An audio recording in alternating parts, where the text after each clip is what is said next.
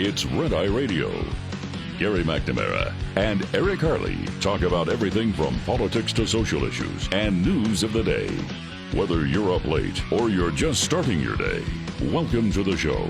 From the Uniden America Studios, this is Red Eye Radio.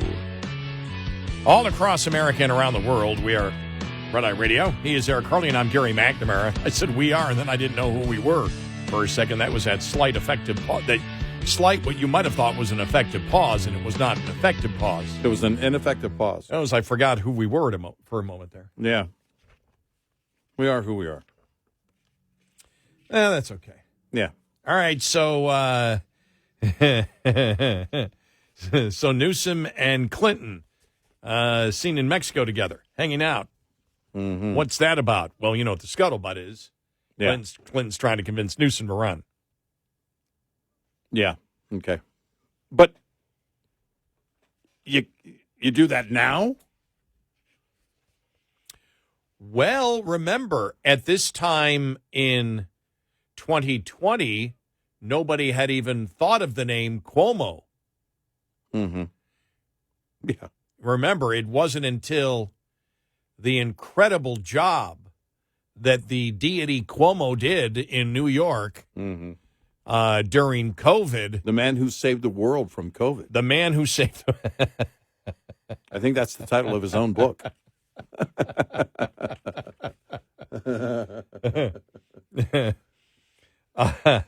So he wasn't even on the radar. Wow. Yeah. And we're 2024, and think about it. 4 years. We weren't really talking about it much, was there? There really wasn't a lot of... We knew there was a virus, but there wasn't really a lot of scuttlebutt on it, was there? At this time. It really, a couple of weeks from now, it really started up, didn't it? Yeah.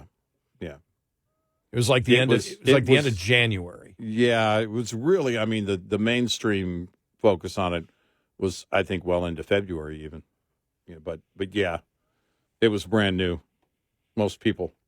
And I remember because I did go back to see my parents beginning of March. And still everything accelerated really quickly after that when I got back, I think the 8th or 9th or 10th. Yeah. Then really, and because by the time it got to, and I remember because it was St. Patrick's Day when my mom went in the hospital and the airlines were shutting down at that point. Mm-hmm. Well, it also another theory about Bill Clinton and Gavin Newsom being seen together in Mexico is, Bill Clinton could be, exploring this whole sanctuary state thing. Now, when you say sanctuary, let's say if a former president was charged with something because some documents were released. What kind of sanctuary are we talking about? He's in Mexico right now. Bill Clinton's in Mexico. He's in Mexico. Hey, if I were to allegedly come back to the U.S., he's in Mexico. Is there an island where I can hide? Well, Mr. President, I own an island down here. Oh, is he still in Mexico? I don't know. I won't say. I can't tell you where I am. But I can't find you anyway because you have no electronics. I can't find you. You're off the grid. I'm off the grid. Yeah. You tell me why you can't find me. It's just, I mean, this is really... Think about this. When he was running, man, time flies. Yeah. When he was running, that was like 97, 98. Wow. I had been a talk show host less than 10 years. Yeah. I was working at our great affiliate, KXL in Portland, Oregon, just so people know. Mm-hmm. And living not far away from where the panel from the airplane dropped. Yeah, right. But I just remember when he was, I can remember the thing is, the thing that sucks about getting old? It's not actually the aches and pains. It's having to go through the same arguments again with the new generation. Yeah. Because I remember the excitement. There was such incredible excitement for him running for the governor of Minnesota. Yeah. And he was going to bring something different. Mm-hmm. And like I've always said, what's different? Tell me the issue. Right. And he ended up being a liberal. Yeah. Well, a liberal conspiracy theorist. Right. By the way, Hillary wasn't spotted in Mexico because she's wearing a cloaking device. Seriously, the Epstein documents drop and bills in Mexico. Wow. Yeah. Oh, got a couple of emails because we had mentioned yesterday Michelle Obama. Well, she's going to run. No, she's not. Look, it's the same thing. And by that measure, Whoopi's going to run. Whoopi was saying kind of the same thing. I'm really worried. Okay. They all gather this up. Look, Michelle Obama's husband didn't like the gig. Yeah, Barack Obama didn't like the gig. He didn't like the job. She didn't like him in the job. And she was a big part of that, didn't like him in that gig as well. Right. She doesn't want the gig, but she loves the adoration. They love the rock star part of it. Right. They love being able to say things and not take any responsibility for it. They love that part of it. So like many on the left. And by the way, when we talk about that, you go, you guys are just partisan. They didn't like the job. That didn't come from us initially. No, that initially came from MSNBC. Chris Matthews. Yeah. Chris Matthews on MSNBC said that. Yeah. Said he doesn't like the gig. He doesn't like negotiating. He just likes to. Doesn't like even meeting with his own party. Yep. Didn't like meeting with his own party leaders. Right. Simply wants to say, go do this. Here's what I want. And somebody else will do it. And he can go and just vacation and do whatever. Yep. I was thinking about, with the Iowa caucus right around the corner here. And here we go into, another election year. And you and I were talking earlier about Fetterman, or it seems that you have Democrats, not by a great margin, but really, really interesting Democrats. Fetterman, for example, throwing out that the illegal immigration, we need to close the border. I mean, stuff like that, which just ticked off the Democratic Party. But you think about this, and, whether you want to vote for Trump or whether you want to vote for Nikki Haley, whether you want to vote for DeSantis, whether you want to vote for Christie, there really isn't a great difference of where they all stand on the issues. Right, yeah. It's not a huge difference. Now, with Nikki Haley, depending on what she would do with the border, there might be a big difference on that one. But overall, on the issues, basically, it's where the Republican Party has stood and where the Republican Party has stood for a significant period of time. Mm-hmm. And so you always have interesting people, because what I see in the Republican Party is it's, what you're seeing right now with the dysfunction of Congress. Everybody basically wants the same thing, but the path politically they want to get there is different. Yeah.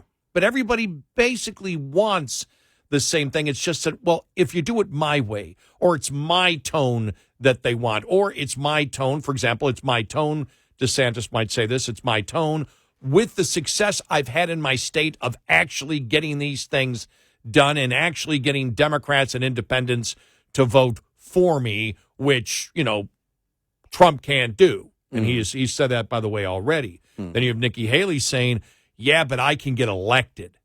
Right. The polls show that I can get elected. And Chris Christie, whatever.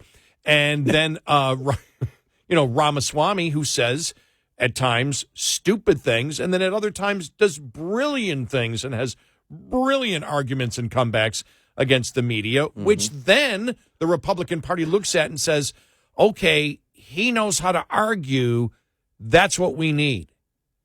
But it's more of a Republican Party. It's not that they differ on the issues, or they must follow a particular plan. They all believe roughly the same thing and wish to move the country and believe they're the best person to actually do it. Mm-hmm. When you look at the Democrats, for example,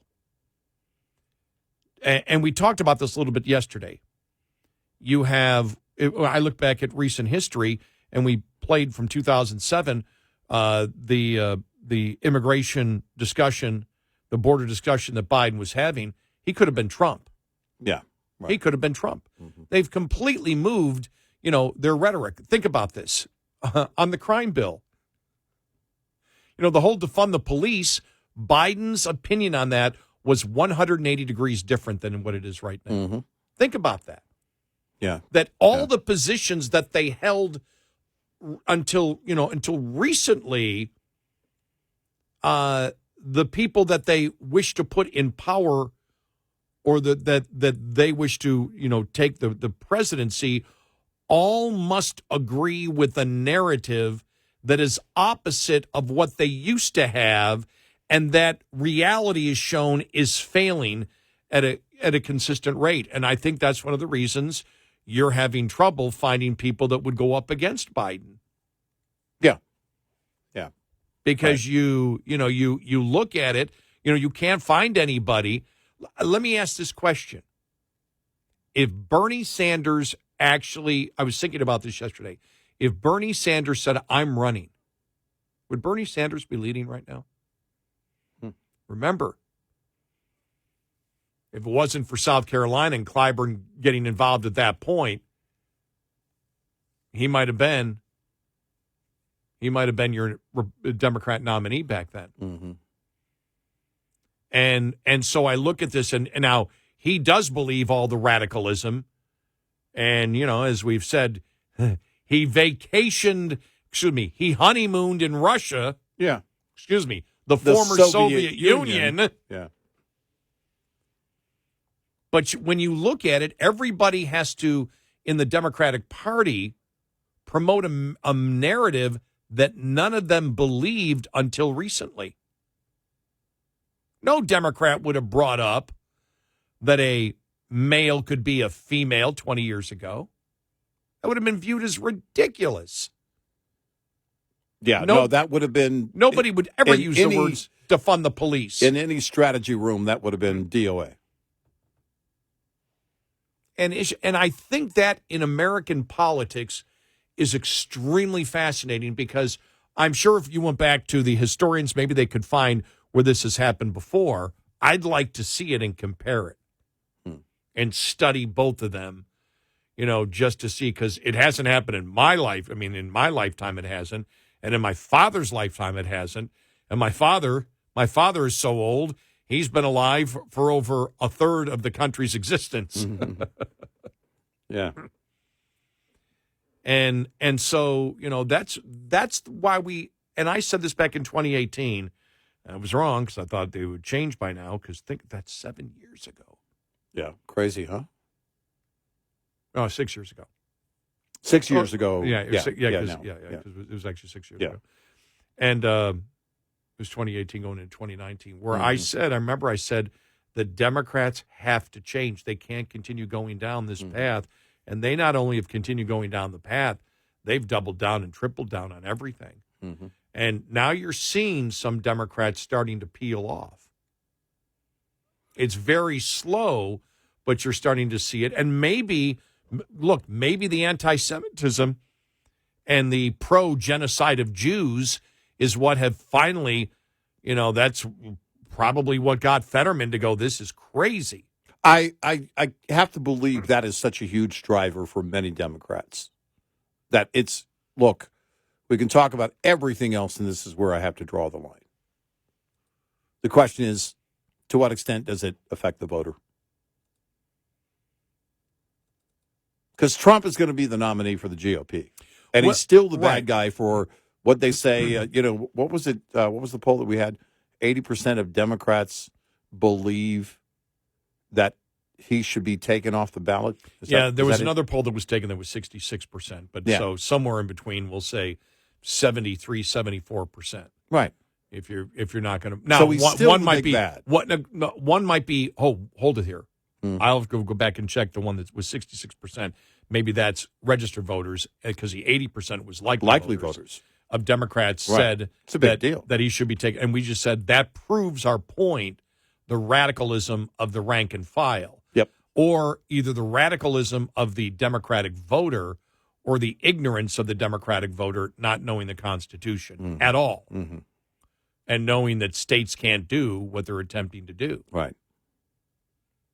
And so, that's the part you say, okay, in other areas they might have not been radicalized that much, but we know, and this did start, though. This did start back in the 90s with McCain-Feingold when they were trying to sell that, that freedom of speech is only for one person, not for groups. Well, that's the most idiot. Think about that. If I can't imagine back in the 90s if I'm sitting there going, okay, I think corporations shouldn't have the influence. Okay, let's try to sell that freedom of speech is only for an individual and not for groups. Right. I'd say, well, you can't sell that one. You can't. Second Amendment is only for groups, not individuals. Yeah, exactly. Because as we know, the Bill of Rights is about what? Individual rights. And it's like, well, no, I can't have any type of intellectual honesty. And if I was a Democrat at that point, and Democrats used to believe in freedom of speech. Right. They used to believe in freedom of religion. Democrats really used to believe in freedom of speech. It was Democrats, in the 80s and the 70s, Nazis marching. Absolutely, they have the right to do that. Yep. And so, and all of a sudden it's like, well, no, forget it. Well, now it's like, well, yeah, Nazis, if you're anti-Semite, you should have the freedom of speech. But if you're not, you shouldn't have the right. Right. I mean, it's bizarre where they've gone as really a party. is. 866-90 Red Eye. This morning's USDA Farm Report is brought to you by House Products.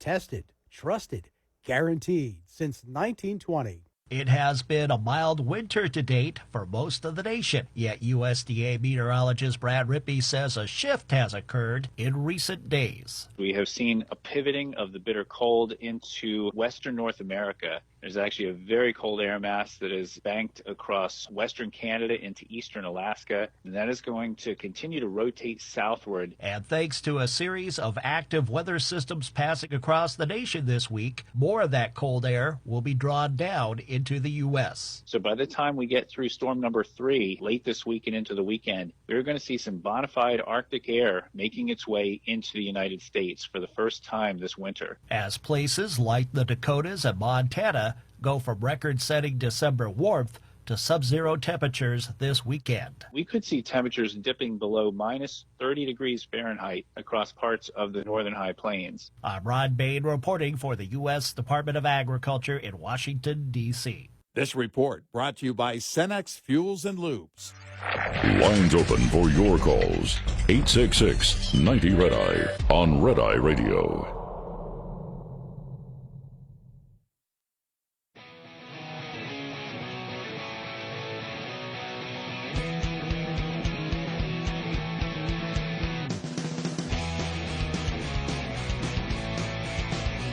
It's Red Eye Radio. He's Eric Carly, and I'm Gary McNamara.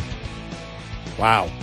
How could the weather affect the Iowa caucuses? Politico has an article on it, just saying the weather could be really bad, and how might it affect it? They said it could be the coldest Iowa caucuses ever. And that's saying something. When I was there in 2004, and I was Democrats, it was absolutely frigid.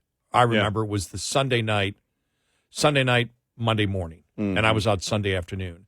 And it must have been, I don't know, it had to be around 0, -1, -2. Yeah. You're ready for the temperatures for Des Moines? All right. Here we go. Saturday, 6 degrees is a high, -12 is a low. Sunday, -8 degrees below 0 as the high, -17 degrees below 0 as the low. Monday, -5 as a high, -13 as a low. You know, when they're caucusing and getting all the votes back to everything else, you're going to be talking about -9, -10 degrees, -11 degrees below 0. And winds at 10 to 15 miles an hour. Whoa.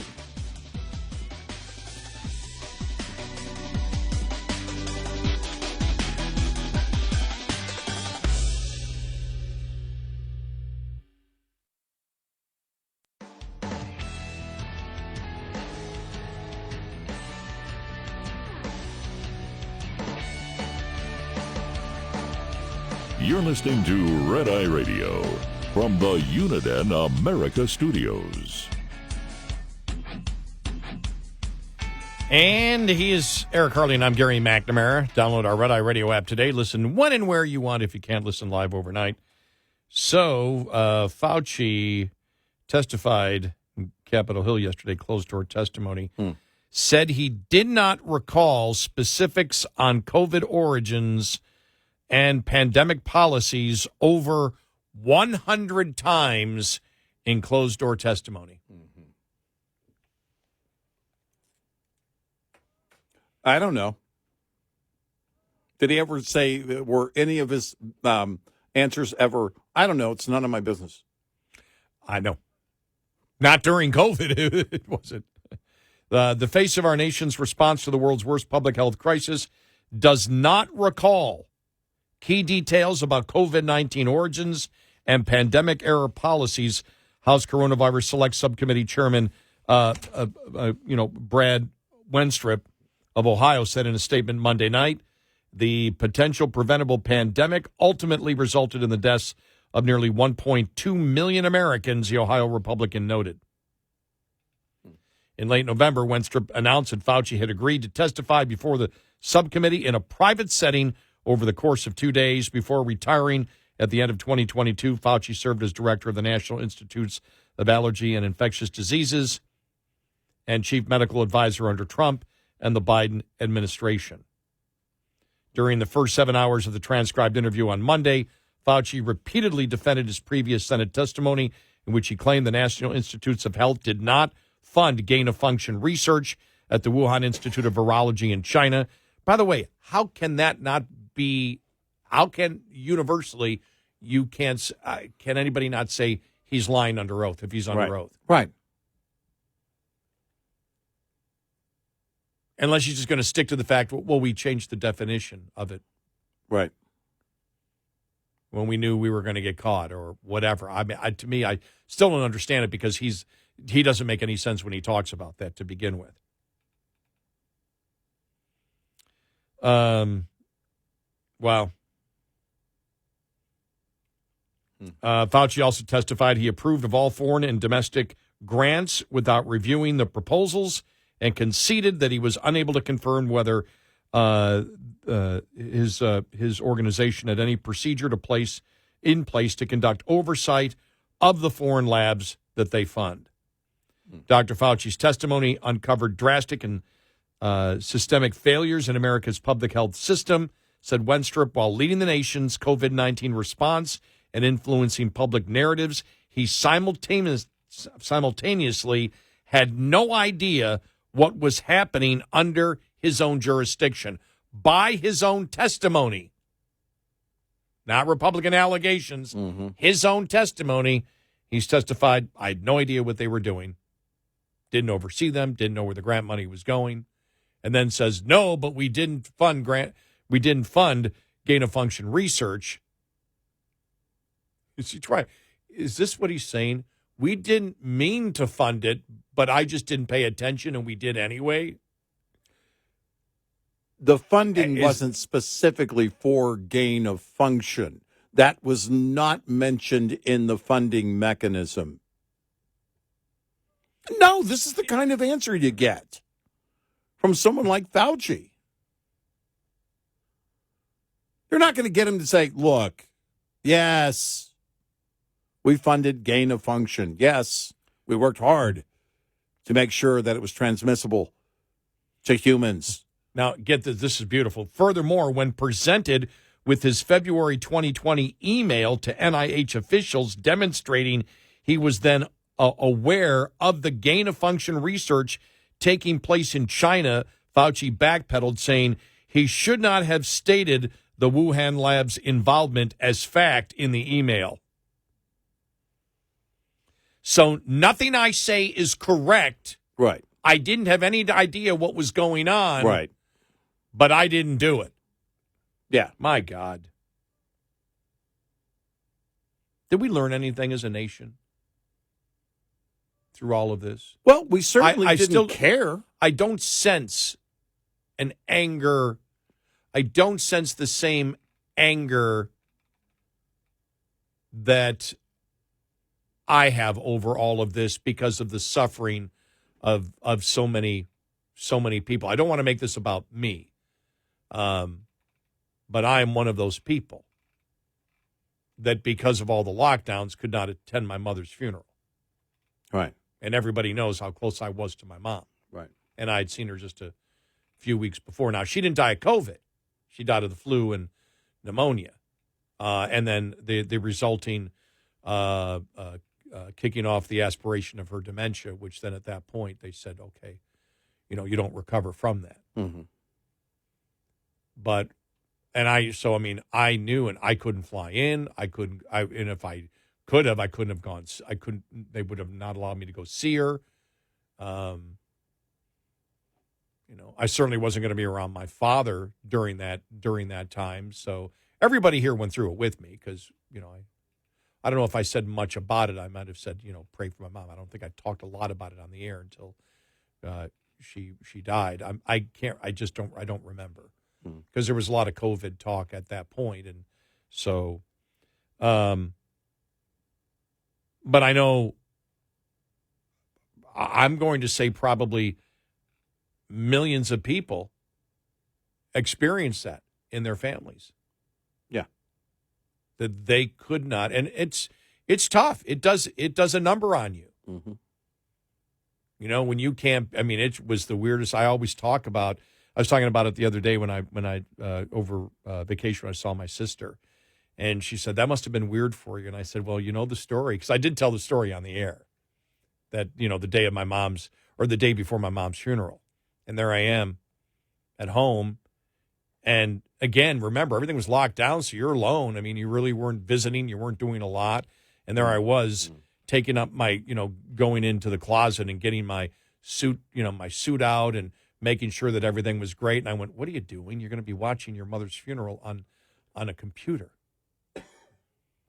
on an iPad.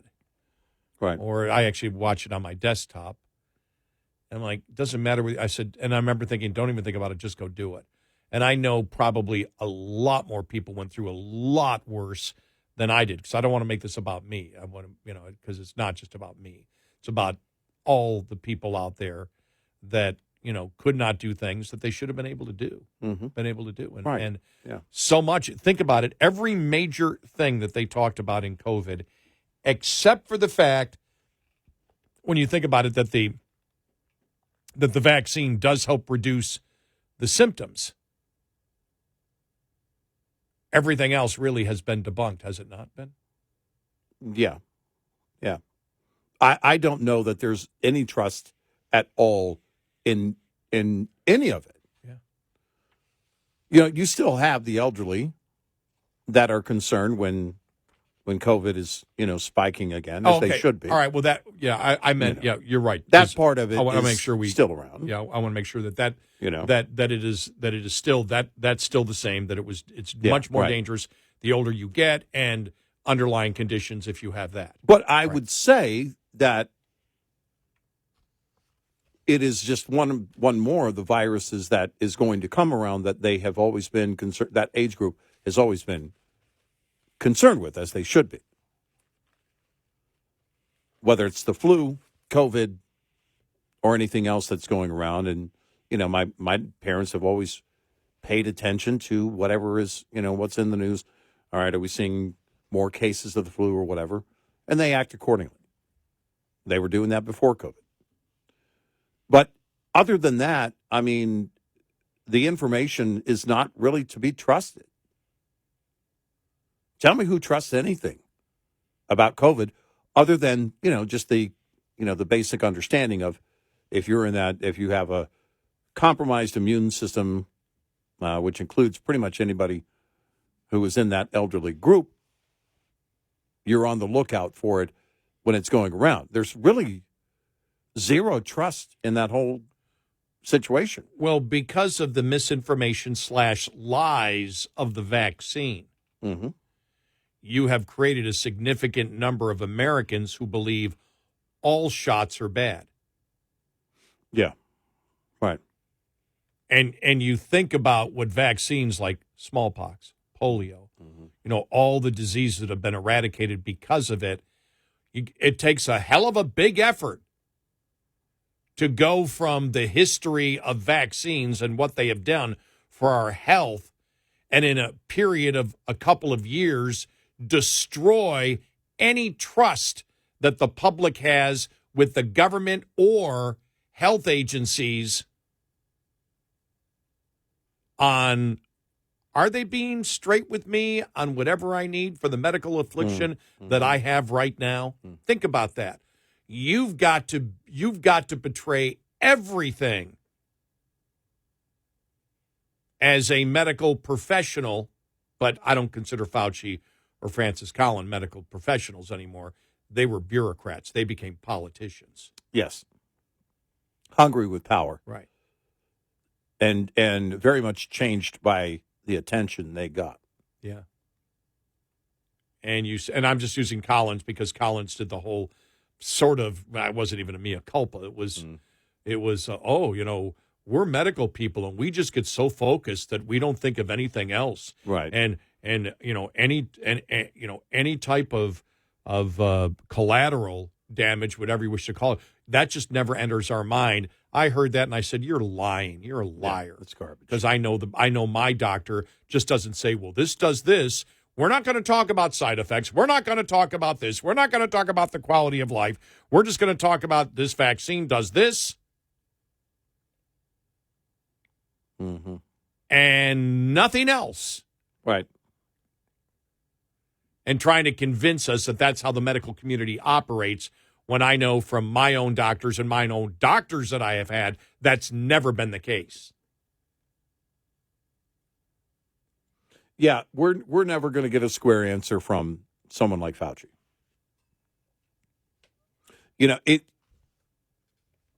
Our representatives should certainly pursue everything that we can to no end. But someone like Fauci is not about to come out. He's not about to relax his ego. He's playing the word game just like, and behind closed doors, I'm sure he's playing the same word game. Why would he change it? It's worked up until now. He's power hungry, attention hungry, somebody who has been intoxicated by all that media attention. Remember, he was, when Trump was no longer in office, after Trump was no longer in office, the interviews he was giving to the liberal media, and he was just laughing and giddy because the liberal media was making him a hero. Well, he's no hero. Not by any stretch. He carries a great deal of the responsibility, in my opinion, and should be held accountable. 866-90-RED-EYE.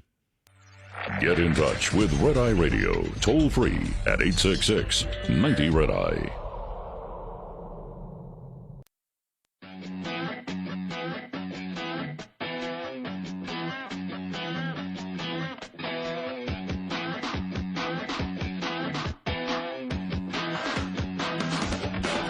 It's Red Eye Radio.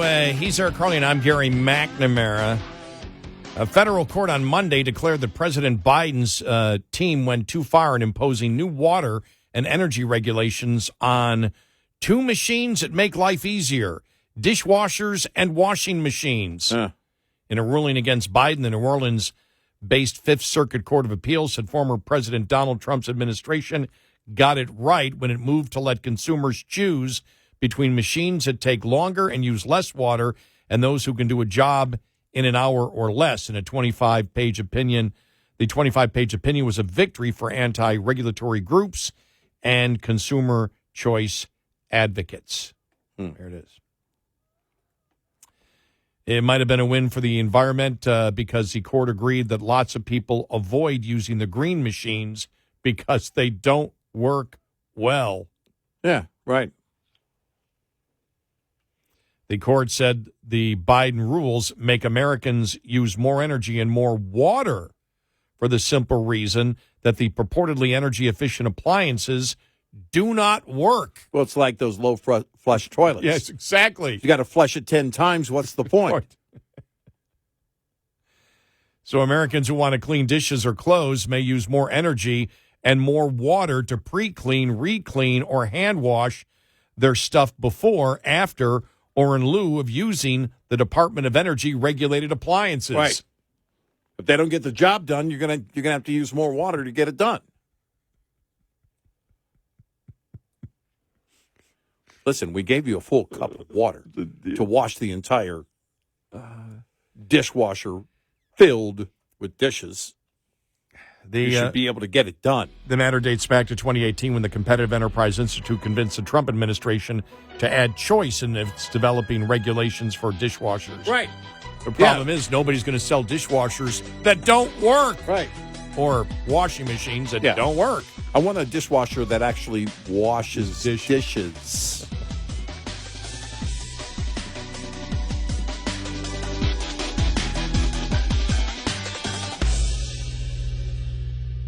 This is Red Eye Radio on Westwood One.